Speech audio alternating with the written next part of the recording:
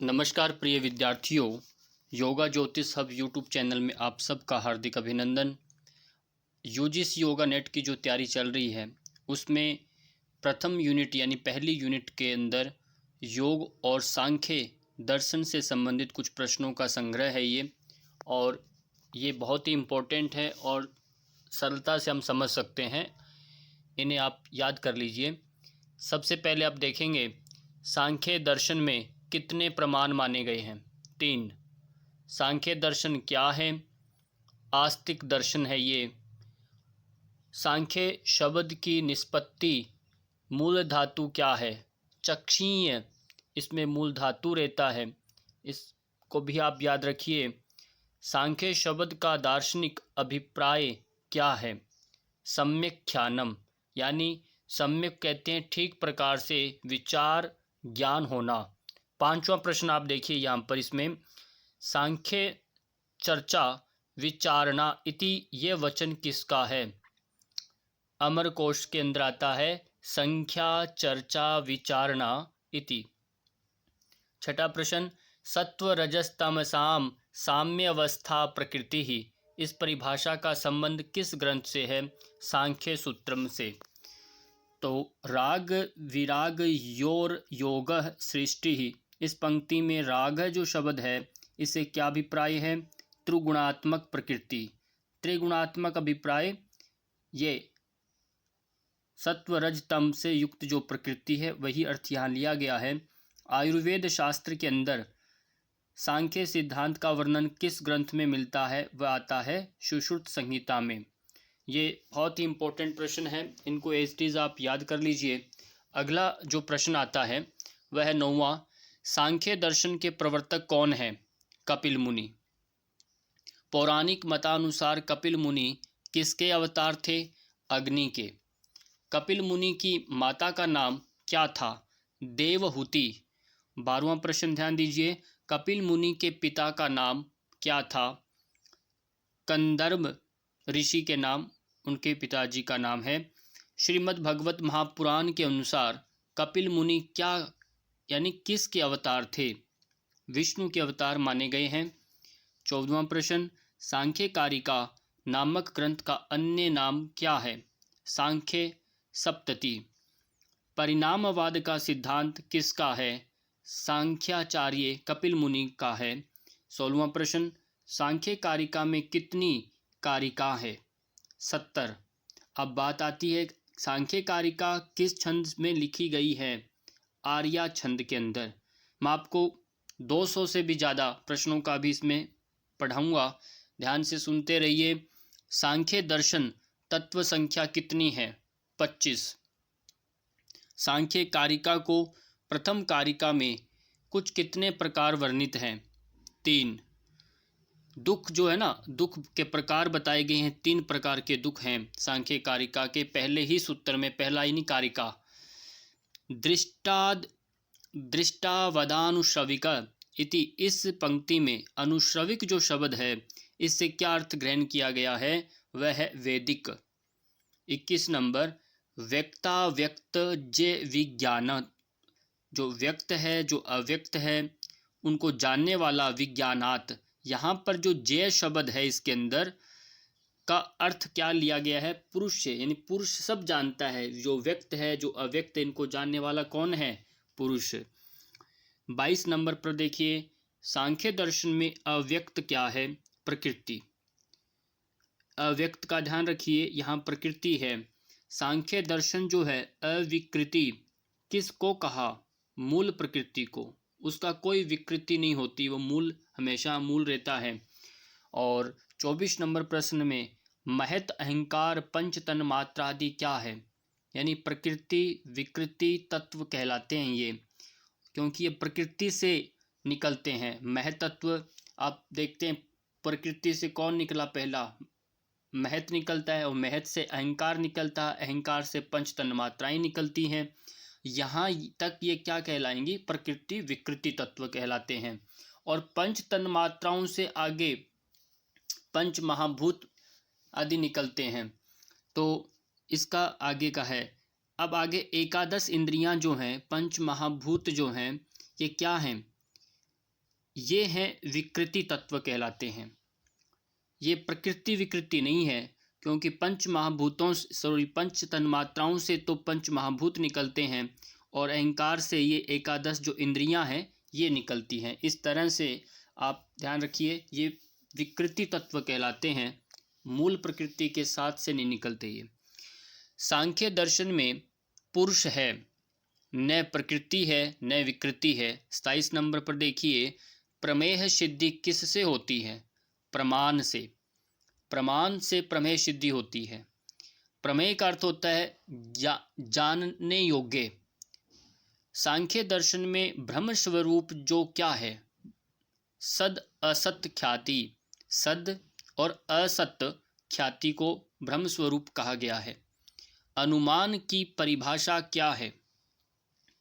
अनुमान की जो परिभाषा है वह है व्यापक भाव पक्ष धर्मता ज्ञान पूर्वकम। ये अनुमान की परिभाषा कही गई है। सांख्य दर्शन में जो अनुमान प्रमाण कितने प्रकार का माना गया है? 3 प्रकार का। बुद्धि की जो प्रकृति है वह क्या है? वह मूल प्रकृति है।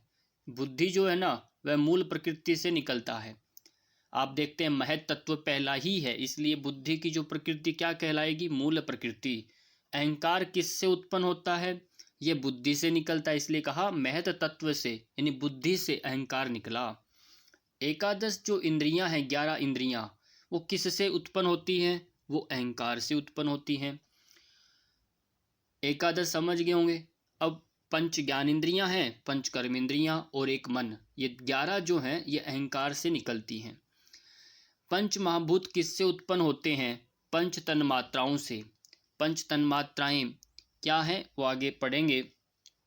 35 नंबर प्रश्न देखेंगे, विकृतियां कितनी हैं? ये प्रश्न यूजीसी योगा नेट में आया है पहले भी। विकृतियां 16 है। स्पर्श तन्मात्रा किससे उत्पन्न होती है, यानी किसको उत्पन्न करती है? स्पर्श वायु को उत्पन्न करती है। अब स्पर्श यानी वायु तत्व को उत्पन्न करती है। ये वायु की तन्मात्रा है, यानी वायु का गुण है। आकाश की प्रकृति क्या है? आकाश की प्रकृति शब्द तन्मात्रा कहलाती है। रूप की विकृति क्या है? रूप की विकृति अग्नि है। ये शब्दों को ध्यान दीजिए, जहाँ कहीं आता है, कहीं प्रकृति पूछा, कहीं विकृति कहलाया, तो ये सब ध्यान दीजिए। 39 नंबर प्रश्न में पृथ्वी की प्रकृति क्या है? पृथ्वी की प्रकृति है गंध तन्मात्रा। पृथ्वी गंधवती कहा। और जल क्या है? जल स्पर्श। तो जल की प्रकृति क्या है? रस तन्मात्रा। जल से हम रस का ग्रहण करते हैं, ये मूल इसकी प्रकृति है। और 41 नंबर प्रश्न पर आगे हम, सत्कार्यवाद साधन में कितने कारणों को प्रस्तुत किया गया है? 5। योग दर्शन में पाद कितने हैं, यानी अध्याय कितने हैं? 4। त्रिगुणात्मक क्या है? प्रकृति त्रिगुणात्मक है, यानी सत्व रज तम से युक्त है। 44 नंबर का प्रश्न इसमें है, प्रेम करुणात्मक लक्षण किसके हैं? सत्व गुण प्रकृति के। ये प्रेम करुणा ये सब गुण जो हैं ये प्रकृति इसके सत्व के कहलाते हैं। रजोगुण किस सामान है? ये अप्रीतिकारक है। रजोगुण जो है अप्रीतिकारक माना गया है, प्रीतिकारक नहीं है। और विषादात्मक क्या है? वो तमोगुण है। जिनको विषाद होता है, दुख होता है, डिप्रेशन होता है, वो तमोगुण प्रधान व्यक्ति का एक लक्षण है। कौन लघु और प्रकाश गुणों से युक्त होता है? सत्व गुण। सत्व का गुण क्या है? लघु भी है, प्रकाश भी है, ये इसका गुण है। ये परीक्षा में आया हुआ प्रश्न है यूजीसी योगा नेट में। और कौन उपस्तंभक जो है, उपस्तंभक और चंचल गुणों से युक्त होता है? रज जो है ये चंचल भी है और ये उपस्तंभक जो कहा यहाँ पर उससे युक्त होता है। तमोगुण का क्या लक्षण है? तमोगुण गुरु यानी भारी है और आवरण यानी अज्ञान से युक्त है। और इन तीनों में से जरूर एक ना एक प्रश्न आता ही हमेशा, ये वाला आया हुआ प्रश्न। और ये प्रश्न जो है मैं आपको बता देता हूँ, ये प्रश्न आपके आयुर्वेद के अंदर जो वहाँ पर वात पित्त कफ जो है उनके साथ जुड़ करके आते हैं। ये वहाँ पर कफ प्रकृति पूछा है तो कफ क्या है, वहाँ पर गुरु भी है, भारी भी है, उनके लक्षणों के साथ आता है। तो इस तरह से आपको इनके गुणों को याद रखना है। 50 नंबर प्रश्न, कैवल्य प्राप्ति तक तटस्थ भाव से कौन देखता है? पुरुष, इसलिए इसे दृष्टा कहा। मनुष्य किसके संयोग से दुखी व उदासीन होता है? प्रकृति के। सांख्य मतानुसार कर्ण कितने हैं? 13। अंतःकरण कितने प्रकार का होता है? त्रिविध, 3 प्रकार का ये होता है। अगला प्रश्न है, बाह्य कर्ण कितने प्रकार के होते हैं? 10 प्रकार के होते हैं बाह्य कर्ण, यानी उसमें क्या क्या आएंगे? आपकी पंच ज्ञान इंद्रियां हैं, पंच कर्म इंद्रियां हैं, ये 10 क्या कहलाते हैं? बाह्य कर्ण कहलाते हैं। ऊर्ध्व गमन किससे सिद्ध होता है? धर्मेन, धर्मेन धर्म से, धर्म का मार्ग अपनाएंगे, धर्म से कार्य करेंगे तो ऊर्ध्व गमन कहा गया। अधोगमन ये अधर्म से होता है। और अपवर्ग किससे सिद्ध होता है? ज्ञान से। अपवर्ग का अर्थ हुआ मोक्ष की, कैवल्य की प्राप्ति किससे होती है? ज्ञान से होती है। बंध किससे होता है? विपर्य से। बंध यानी बंधन, बांधा हम किसे जाते हैं? विपर्य यानी मिथ्या ज्ञान से, उल्टा जो विपरीत ज्ञान जब होता है उससे हम बंध जाते हैं। 59 नंबर में सांख्य मतानुसार संसार में बंध और मोक्ष का कारण कौन है? वो है प्रकृति। हम प्रकृति से बंध जाते हैं, प्रकृति जो हमें दिखाई देता है दृश्य, उससे हम बंधते हैं और वही बंधन और मोक्ष का कारण बनता है। बुद्धि के कितने भेद हैं? 8 भेद हैं बुद्धि के। धर्म है, अधर्म है, ज्ञान है, अज्ञान, वैराग्य, अवैराग्य, ऐश्वर्य और अनैश्वर्य, ये सब बुद्धि के भेद हैं। संसार को न बांधता है न मुक्त करता है, वह कौन? पुरुष कहलाता है। 62 नंबर में देखेंगे, कपिल मुनि के शिष्य कौन थे? आशुरी। ये इंपॉर्टेंट प्रश्न है, ये भी आ जाता है। और आशुरी के शिष्य कौन थे? पंचशिख। पंच जो शिख हैं ये आशुरी के शिष्य थे। 64 नंबर प्रश्न पर देखिए ध्यान, माठर वृत्ति टीका का आधार ग्रंथ क्या है? सांख्य कारिका। हालांकि अब ये प्रश्न ऐसे आए नहीं है, फिर भी आने के चांसेस है। दिनों दिन ये यूजीसी योगा नेट की जो परीक्षाएं हैं वो कठिन होती जा रही हैं और अंदर से प्रश्न पूछे जा रहे हैं, तो आपको इसे भी ध्यान रखना है।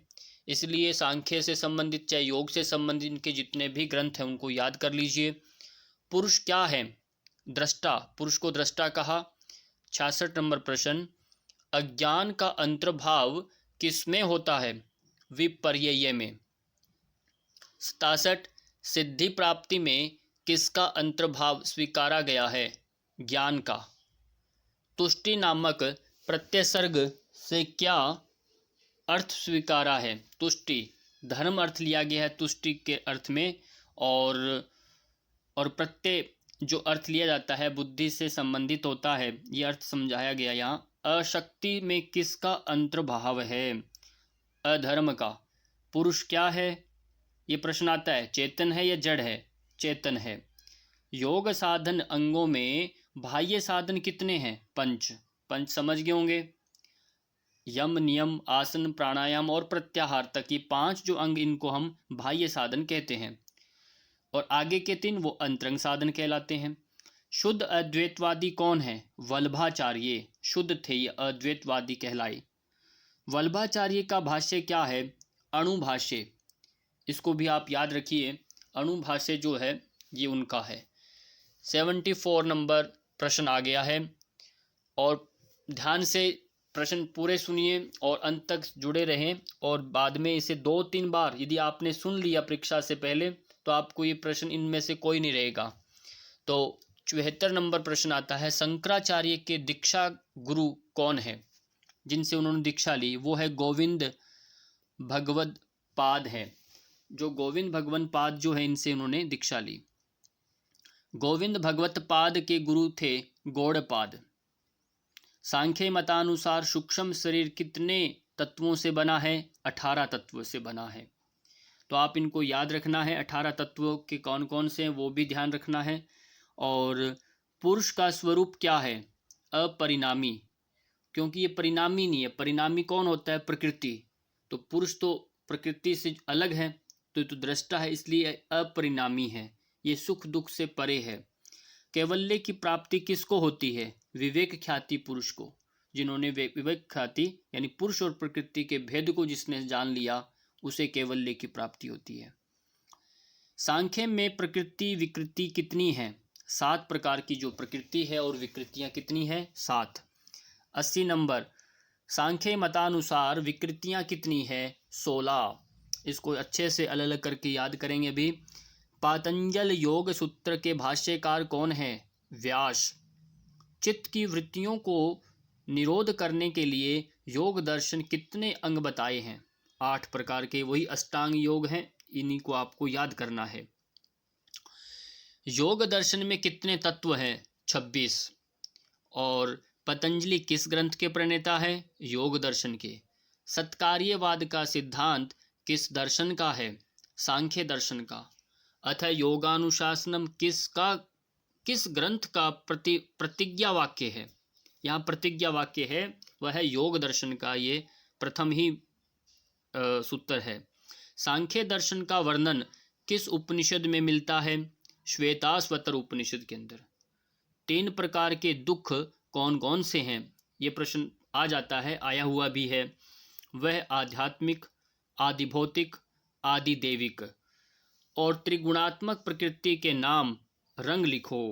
सत्व जो है ये सफ़ेद रंग का है, रजो जो है ये रक्त यानी लाल वर्ण का है, तम जो यानी ये कृष्ण वर्ण का है। ये 3 गुण हैं, इन तीनों के अलग अलग रंग हैं। और ये प्रश्न भी यूजीसी योगा नेट में आया हुआ है। मुख का कारण क्या है? मुख नहीं है, सॉरी, ये सुख लिखा है। सुख का कारण क्या है? वह है सत्व। और तम का मोह क्या है? दुख का रज। जो दुख जो है इसको मोह का कारण माना गया है। और दुख का जो भी कारण बनता है, ये 2 प्रश्न है एक्चुअल में। इसमें कोई ये पूछे आपसे मोह का कारण क्या है जिसमें अटैचमेंट होता है, वो है आपका तमोगुण। और दुख किसका कारण बनता है? रजोगुण के कारण, ऐसा है। और अब 92 नंबर प्रश्न आप समझिए, तत्व मीमांसा की अवधारणा क्या है? तत्व मीमांसा यूजीसी में लगा हुआ है ना। तत्व मीमांसा होता है यथार्थवाद, एक्चुअल जो रियलिटी जो है उसमें वो जानना, यानी संसार ही मिथ्या है, यानी संसार सब और उसमें जगत जो है वो मिथ्या और ब्रह्म ही सत्य है, ये तत्व ज्ञान है। अगला 93, सांख्य दर्शन में 25 तत्वों को स्पष्ट करें। इनको आप अच्छे से याद कर लेंगे एक एक करके। पहला है प्रकृति, फिर बुद्धि को महत कहा। और फिर आता है अहंकार, मन, पंच ज्ञानेंद्रियां हैं, पंच कर्मेंद्रियां हैं और पंच तन्मात्राएं हैं, पंच महाभूत हैं और पुरुष हैं। आप एक एक करके प्रश्नों को नोट कर लीजिए अपनी नोटबुक के अंदर, अपने इनके नोट्स बना लीजिए या 3-4 बार इनको सुन लीजिए तो आपको ये कंठस्थ हो जाएंगे। पंच ज्ञानेंद्रियां कौन सी हैं? चक्षु यानी आँख, जिह्वा, नाक, कान और त्वचा यानी चमड़ी। तो पंच कर्मेंद्रियां कौन सी हैं? वाणी यानी हाथ, पाँव, गुदा जिसे हम पायु कहते हैं, लिंग यानी उपस्थ। 96 नंबर, पंच तन मात्राएं कौन सी हैं? रूप हैं, रस हैं, गंध हैं, स्पर्श हैं और शब्द हैं। पंच महाभूत कौन से हैं? पृथ्वी, जल, अग्नि, वायु और आकाश, ये पंच महाभूत हैं। और सांख्य योग दर्शन में पंच महाप्राण यानी पंच प्राण कौन से हैं? इनको भी आपने याद रखना है। प्राण, अपान, उदान, व्यान और समान, ये 5 प्राणों को कहा, ये पंच महाप्राण के नाम से जाने जाते हैं। योग सूत्र के रचयिता कौन है? ये हमने जाना, पतंजलि को कहा गया। विपर्यय के 5 भेद कौन से हैं? ये तम है, मोह है, महामोह, और तमिश्र और अंधतामिश्र, इन पांचों को अलग अलग करके याद कर लीजिए। और ये परीक्षा में आया हुआ प्रश्न है यूजीसी योगा नेट के अंदर। तो अगला है 101 नंबर। अब 100 प्रश्न और रहे हैं, 100 प्रश्नों को और पढ़ेंगे फटाफट। योग दर्शन को के आदिवक्ता कौन है? हिरण्यगर्भ, इनको आदिवक्ता कहा। योग सूत्र के कितने पाद हैं? 4। समाधिपाद, साधनपाद, विभूतिपाद और कैवल्यपाद। योग का क्या अर्थ है? चित्तवृत्ति निरोधः। ये प्रथम पाद के 2 नंबर सूत्र है ये योग दर्शन का। चित्त की पंच भूमिका कौन सी है? ये प्रश्न भी बहुत बार आता है। पहला है क्षिप्त, मूढ़, विक्षिप्त, एकाग्र और निरुद्ध। ये 5 प्रकार की भूमियां हैं। चित्तवृत्ति के भेद कौन कौन से हैं? 5 हैं चित्तवृत्तियों के भेद। पहला है प्रमाण, विपर्यय, फिर तीसरा विकल्प है, चौथा निद्रा है, पांचवा स्मृति है। फिर आता है पंच क्लेश कौन से हैं? अब इसमें देखिए 5 क्लेशों के नाम। वह अविद्या, अस्मिता, तीसरा राग, चौथा द्वेष है, पांचवा अभिनिवेश है। ये बहुत ही इंपॉर्टेंट प्रश्न है आपके और इनको पूर्णतया कंठस्थ कर लेना आपने। 107 नंबर पर आता है प्रश्न, क्रिया योग किसे कहा जाता है? तप, स्वाध्याय, ईश्वर प्रणिधानात् और ध्यान और चय कहा लिख दिया और। ठीक, ये 3 क्रिया योग जाने गए हैं और ये सबसे पहले यानी किस में आता है? साधन पाद का पहला ही सूत्र है ये। और अष्टांग योग के अंगों के नाम लिखो। यम, नियम, आसन, प्राणायाम, प्रत्याहार, धारणा, ध्यान और समाधि, ये 8 अंग हैं। कई बार यही गलत होता है, हम जल्दबाजी में जानते हुए गलत कराते हैं कई बार। और यम क्या है? यम 5 हैं। अहिंसा, सत्य, अस्तेय, ब्रह्मचर्य और अपरिग्रह, ये 5 प्रकार के क्या कहलाएंगे? यम कहलाते हैं। आगे देखेंगे नियम क्या है। नियम के अंदर आता है, नियम 5 हैं और शौच, संतोष, तप, स्वाध्याय और ईश्वर प्रणिधान। अब आता है प्राणायाम के कितने भेद हैं? प्राणायाम के 4 भेद हैं। बाह्य वृत्ति रेचक, आभ्यंतर वृत्ति रेचक और आभ्यंतर वृत्ति पूरक बोला गया है और स्तंभ वृत्ति कुंभक कहा और बाह्य आभ्यंतर विषयाक्षेपी कुंभक। इस तरह से 4 प्रकार के प्राणायाम बताएं। योग दर्शन में अष्ट सिद्धियां कौन सी हैं? जिसमें आता है अणिमा, लघिमा, महिमा, प्राप्ति, प्राकाम्य, वशित्वम और ईशित्वम, ये 8 इनके सिद्धियों के नाम हैं।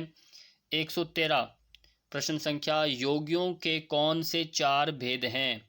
प्रथम कल्पित, मधुभूमिक, प्रज्ञा ज्योति और अतिक्रांत भावनीय। ये 4 नाम याद रख लीजिए। योगियों के 4 भेद हैं और इसमें से भी एक प्रश्न आया हुआ है। पतंजलि के अनुसार कर्म को कितनी श्रेणी में विभाजित किया गया है? 4। कृष्ण कर्म, शुक्ल कर्म और शुक्ल कृष्ण, इसको बोलते हैं मिश्रित कर्म, और अशुक्ल है अकृष्ण कर्म। इसमें से प्रश्न बहुत बार आया हुआ है। और कौन से 3 बंध हैं? ये देखो बंधन, बंध नहीं है ये बंधन है। वो 3 बंधन कौन से हैं? प्राकृतिक बंधन, दक्षिण बंधन और वैकारिक बंधन। इनको आप अच्छे से याद कर लें, ये 3 बंधन हैं। और 116 नंबर पर प्रश्न है, एकादश इंद्रियां और पंच तन मात्राएं किससे उत्पन्न होती हैं? अहंकार से। अब आपको स्पष्ट हो गया, ये एकादश यानी 11 और पंच तन मात्राएं 16, ये 16 होती है किससे? अहंकार से। ये प्रश्न आपका हुआ। 117 नंबर पर देखिए, सात्विक अहंकार से क्या उत्पन्न होता है? उससे होता है एकादश इंद्रियां। 11 जो है ये सात्विक अहंकार से उत्पन्न होती हैं, जबकि तामसिक अहंकार से क्या उत्पन्न होता है? पंच तन मात्राएं। बस इतना आप थोड़ा सा याद रखना है। और 119 पर देखिए, सांख्य कारिका का उपजीवी ग्रंथ कौन सा है? षष्टि तंत्रम। षष्टि तंत्रम किसका उपजीवी ग्रंथ है? सांख्य कारिका का। सांख्य दर्शन का मूल भूत दर्शन ग्रंथ कौन सा है? कपिल मुनि द्वारा रचित जो ग्रंथ है सांख्य कारिका का, सांख्य दर्शन का, वो है तत्व समास। बहुत प्रसिद्ध है ये, इसको भी अच्छे से याद रखिए। तत्व समास का विवेचन किस कृति में विस्तार पूर्वक वर्णन प्राप्त होता है? वह आता है सांख्य प्रवचन में। सांख्य प्रवचन में इसका वर्णन मिलता है। सांख्य दर्शन कितने मूल तत्वों को स्वीकारता है? 2। उसमें प्रकृति है और पुरुष है। बाकी आगे के जो बचे हुए 23 जो हैं वो उसके आगे के प्रकृति, उसके विकृति और निकलते हैं आगे से उनका। सांख्य शब्द का शाब्दिक अर्थ क्या है? सम्यक ख्यानम, यानी ख्याति, जिसमें वह संख्या है। जो इन 25 जो संख्या, इसी से भी अर्थ इसका सांख्य शब्द का अर्थ लिया गया है व्यवहार में। सांख्य दर्शन के प्रमुख आचार्य कौन हैं? उसमें पंचशिख है, आशुरी है, विंध्यावास है, ईश्वर कृष्ण है, विज्ञान भिक्षु है और वार्ष जो है गन्ने है, वो वाचस्पति मिश्र है। अगला आता है योग में प्रमाण क्या है? कितने हैं? 3 हैं, प्रमाण, अनुमान और आगम। और यही योग दर्शन में क्या होता है, सांख्य में क्या है? जो प्रमाण अनुमान के साथ जो आगम है वहाँ पर शब्द है सांख्य में। अब 126 नंबर प्रश्न देखेंगे। अनुपलब्ध प्रमाण कौन स्वीकार करता है? मीमांसा दर्शन अनुपलब्ध प्रमाण को भी स्वीकार करता है। सांख्य मत में प्रकृति का स्वरूप क्या है? जड़ है।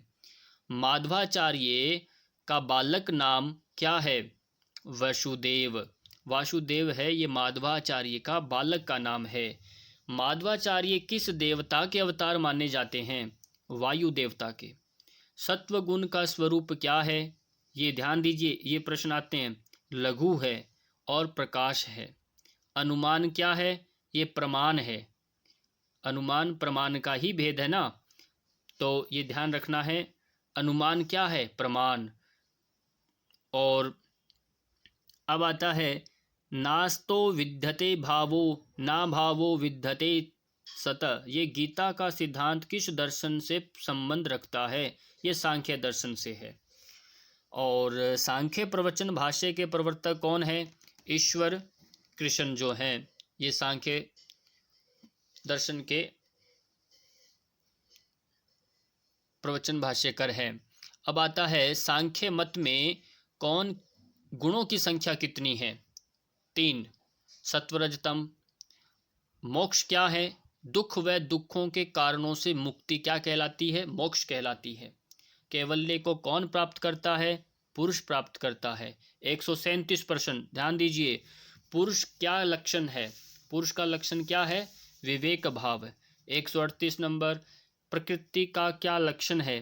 त्रिगुणात्मिका। 139 पर देखें, न प्रकृति न विकृति, कौन है ये? पुरुष है। 140 पर देखिए, साक्षी कौन होता है? चेतन। जो देखने वाला कौन है? वही साक्षी कहलाता है। तभी कहा साक्षी भाव से देखते रहिए, दृष्टा भाव से देखते रहिए, वह यही है चेतन। 141 क्या है? महत किसकी प्रकृति है? अहंकार को। अहंकार की प्रकृति है ये, अहंकार से उत्पन्न हुआ है। और 142 पर पंच महाभूत को कौन उत्पन्न करता है? अब आप जान ही गए होंगे, पंच तन्मात्राएं। 143 पर देखिए, अनुबंध चतुष्टय क्या है? अधिकारी, विषय, संबंध और प्रयोजन। दृष्टु शब्द का पर्यायवाची है पुरुष का पर्यायवाची है। और क्लिष्ट वृत्तियां क्या हैं? अविद्या जनित होने के कारण दुख देने वाली वृत्तियां क्या कहलाती हैं? क्लिष्ट वृत्तियां कहलाती हैं। 146 पर देखें, चित्त कब सक्रिय होता है? पुरुष यानी चेतन के प्रभाव से चित्त क्या हो जाता है? सक्रिय हो जाता है। जैसे बताया, चंद्रमा सूर्य की किरणों से प्रकाशित होता है, उससे सक्रिय रहता है, हमें दिखाई देता है। ऐसे ही पुरुष के प्रभाव से चित्त सक्रिय होता है। सत्य को ग्रहण करने वाली बुद्धि को कहा जाता है रितंबरा। रित का अर्थ क्या होता है? सत्य, वास्तविक सत्य को अंबर यानी धारण करना, जो सत्य को धारण करता है वह क्या कहलाता है? ऋतंबरा। 148 पर देखेंगे, कौन सी वृत्ति आलस्य, प्रमाद, अवसाद आदि का कारण है? निद्रावृत्ति। 149 पर देखें, धुएं को देखकर अग्नि का अनुमान करना किस प्रमाण को प्रकट करता है?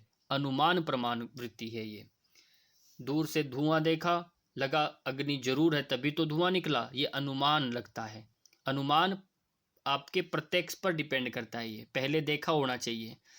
पतंजलि का अगला है 150 पर, पतंजलि के अनुसार चित्तवृत्तियों का निरोध कैसे संभव है? अभ्यास और वैराग्य से।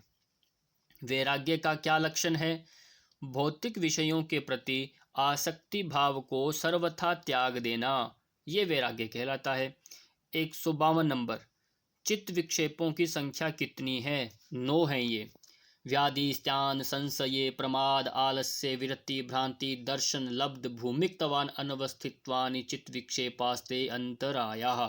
ये 9 प्रकार के चित्त विक्षेप हैं, इनको आप याद करेंगे। देखें और सुने हुए विषयों को सर्वथा तृष्णा रहित हो जाने का नाम क्या है? वशीकार वैराग्य। ये प्रश्न आया हुआ कई बार। और 154 पर जो है, पुरुष के ज्ञान हो जाने पर प्रकृति के गुणों में तृष्णा का अभाव हो जाने का नाम क्या कहलाता है? पर वैराग्य। 155 पर देखिए, संप्रज्ञात समाधि संबंधित है किससे? वितर्क, विचार, आनंद, अस्मितानुगत समाधि से। यानी संप्रज्ञात समाधि 4 प्रकार से इनमें चरण हैं, ये भेद हैं इसी के। सबीज एवं निर्बीज समाधि संबंधित है असंप्रज्ञात समाधि से। और चित्त प्रसाधन के क्या उपाय हैं? मैत्री, करुणा, मुदिता और उपेक्षा। ये चित्त इनको 4 प्रकार की भावनाएं भी कहा गया है और बौद्ध धर्म में इनके मोक्ष के द्वार के रूप में इन्हें माना गया है। मैत्री, करुणा, मुदिता, उपेक्षा नाम सुख दुख पुण्य पुण्य विषयानाम भावनातश्चित्त प्रसादनम। इनमें से एक प्रश्न पक्का आता है, हर बार आता है, चित्त प्रसादन में से आता है। और 158 प्रश्न पर देखें, क्रिया योग का क्या फल है? समाधि की सिद्धि, ये प्रश्न आता है। क्लेशों का तनुकरण करना और अविद्या का नाश करना, ये क्रिया योग का फल है। क्लेशों की संख्या कितनी है? 5। अविद्या, अस्मिता, राग, द्वेष, अभिनिवेश जो हमने पढ़े वह 5 प्रकार के क्लेश। समस्त क्लेशों का मूल क्या है? वो अविद्या है। शरीर में क्लेश किस अवस्था में विद्यमान रहते हैं? वो 3-4 प्रकार जो बताए हैं, ये हैं प्रसुप्त, तनु और विच्छिन्न और उदार। इन तरह से शरीर में विद्यमान रहते हैं। और आगे का प्रश्न आता है 162 पर, अविद्या की विशेषता क्या है? अनित्य को नित्य समझना और अपवित्र को पवित्र समझना, दुख में सुख जानना, अनात्म को आत्म समझना, ये क्या है? अविद्या की विशेषता। तो अविद्या, अस्मिता वहाँ पढ़ते हैं तो उसी में आता है ये। प्रकृति और पुरुष को एक सा भान होने की अवस्था को क्या कहा जाता है? वह अस्मिता। दृक् दर्शन शक्तयोर एकात्म तेवास्मिता, ऐसा कहा। सुख भोगने की इच्छा को क्या कहा जाता है? राग। सुखानुषे रागः। पतंजलि के अनुसार दुख के कितने प्रकार हैं? 3 प्रकार हैं। परिणाम दुख, ताप दुख और संस्कार दुख, ये 3 दुख माने गए हैं। हय हेतु अर्थात दुख का कारण कौन है? पुरुष एवं प्रकृति का संयोग। 167 नंबर प्रश्न पर देखिए, प्रकृति की कौन सी विशेषता है? प्रकाश, क्रिया, स्थिति, ये प्रकृति की विशेषता है। और इन तीनों में क्या है? प्रकृति त्रिगुणात्मक है। प्रकाश किसका सूचक है? सत्व का। क्रिया रज का और स्थिति तमोगुण को सूचित करता है। ये ध्यान से आप इनको याद करेंगे। 168 पर आता है, प्रकृति के पर्यायवाची शब्द हैं प्रधान, ब्रह्मा और अव्यक्त, ये प्रकृति के पर्यायवाची शब्द हैं। योग दर्शन में 26वें तत्व जो है उसका नाम क्या है? वह ईश्वर। ईश्वर को अलग माना और बाकी सांख्य में 25 तत्व जो हैं वही योग दर्शन में स्वीकार्य हैं और एक ही अलग है, वह है ईश्वर। 170 पर देखिए, चित्त में कौन कौन तत्व सम्मिलित हैं। चित्त में है 3, मन, बुद्धि और अहंकार, ये चित्त में समाहित हैं। पुरुष एवं प्रकृति के मध्य संयोग का मूल कारण क्या है? अविद्या।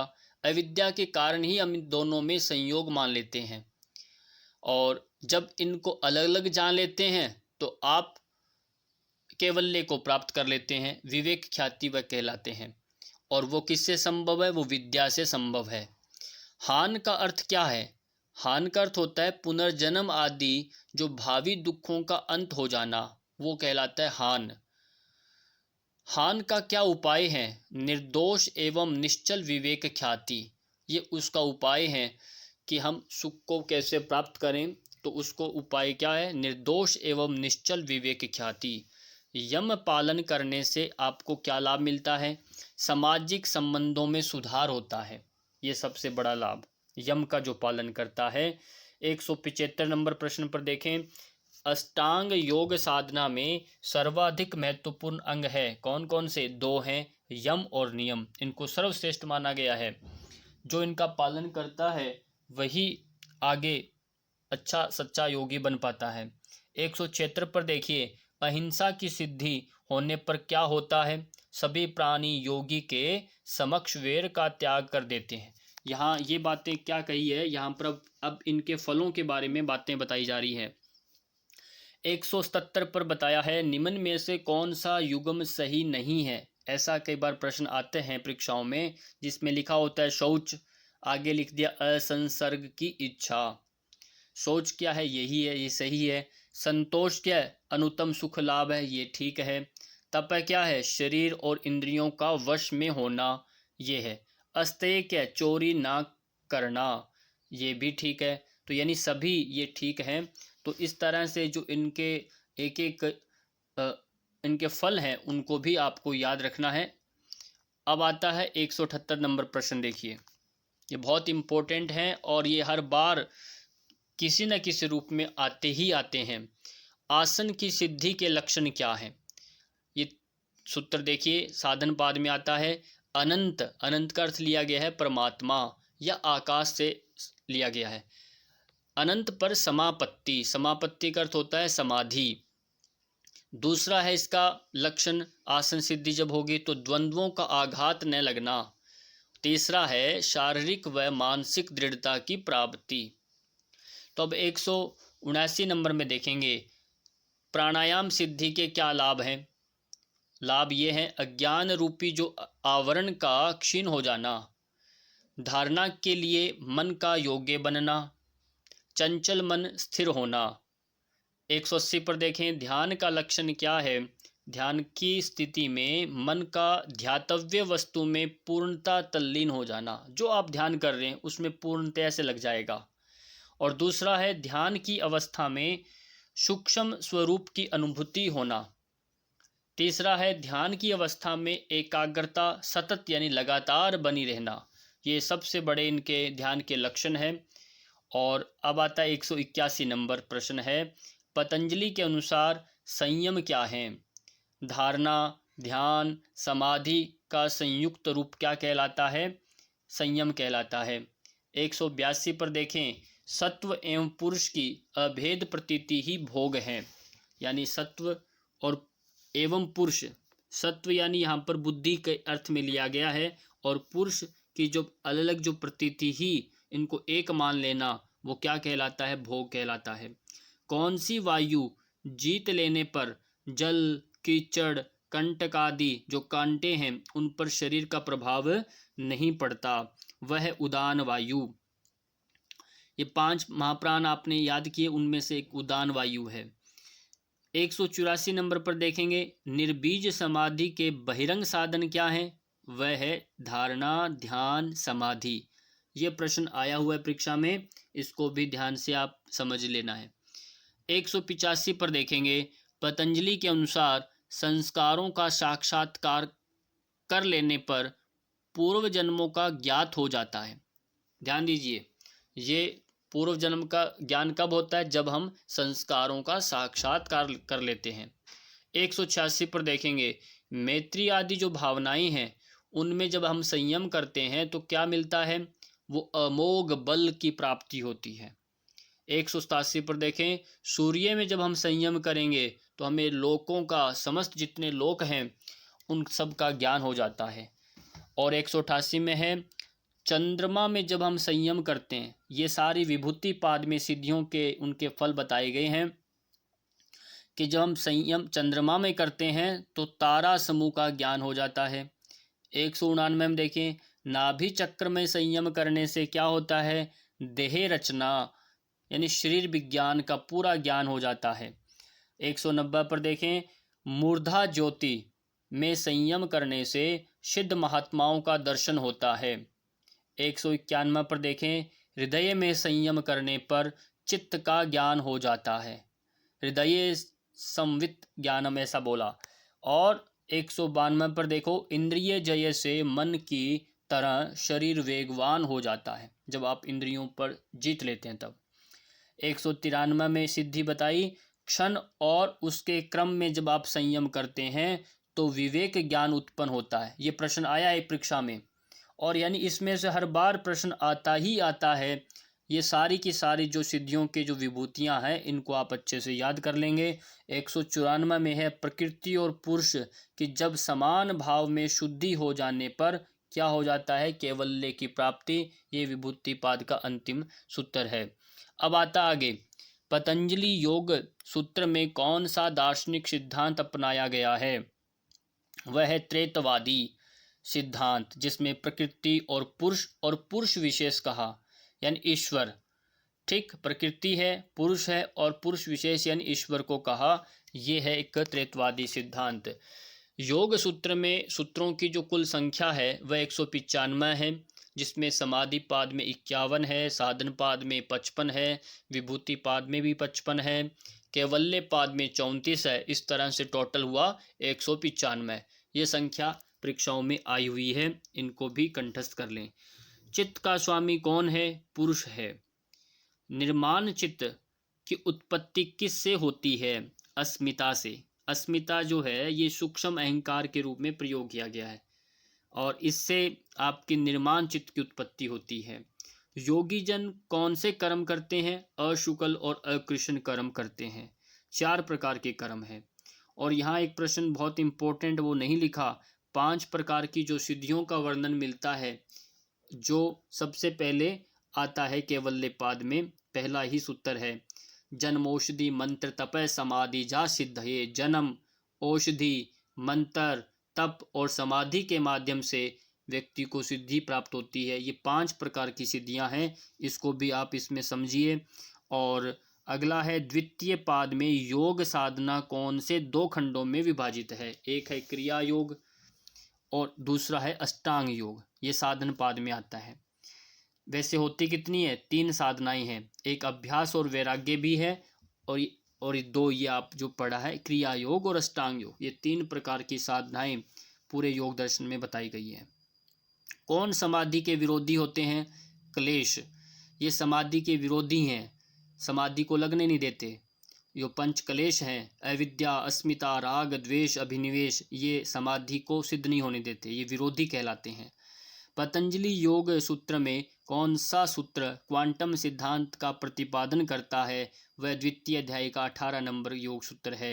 वहाँ प्रकाश क्रिया स्थितिशीलम भूत इंद्रियात्मकम भोगपवर्गार्थम दृश्यम नाम से सूत्र आता है, उसको क्वांटम सिद्धांत के नाम से जाना जाता है। हालांकि बहुत सारे प्रश्न और भी हैं, आज हम इतना ही पढ़ेंगे। और आपको वीडियो जैसा लगे, अच्छा लगे, उसको ज़रूर आप शेयर किया करें। और बहुत बहुत सबका धन्यवाद साथ जुड़ने के लिए, और इसे आप कंठस्थ करिए। बहुत ही उपयोगी ये सार संग्रह है जो आपके साथ आज मैंने साझा किया है।